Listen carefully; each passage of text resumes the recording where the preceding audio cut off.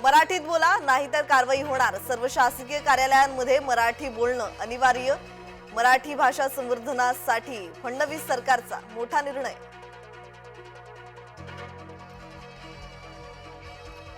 महाराष्ट्र निवडणुकीत 70 लाख नवे मतदार आले। राहुल गांधींची संसदेतून सत्ताधाऱ्यांवर टीका।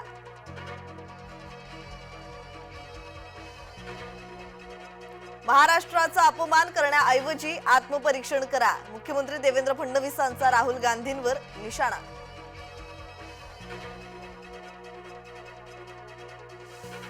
युवा सेना सिनेट सदस्यांनी घेतली मुंबई विद्यापीठाच्या कुलसचिवांची भेट।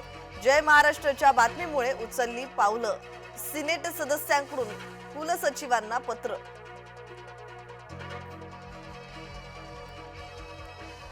शिवराजचं आयुष्य बर्बाद झालं, चंद्रहार पाटलांचा आरोप।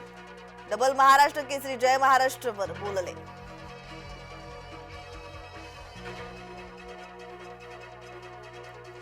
कृष्णा अंधारे काय पुरावे नष्ट करणार? पुरावे नष्ट करण्याचं काम विष्णू चाटेनं केलंय। मोबाईल पाण्यात टाकला असेल।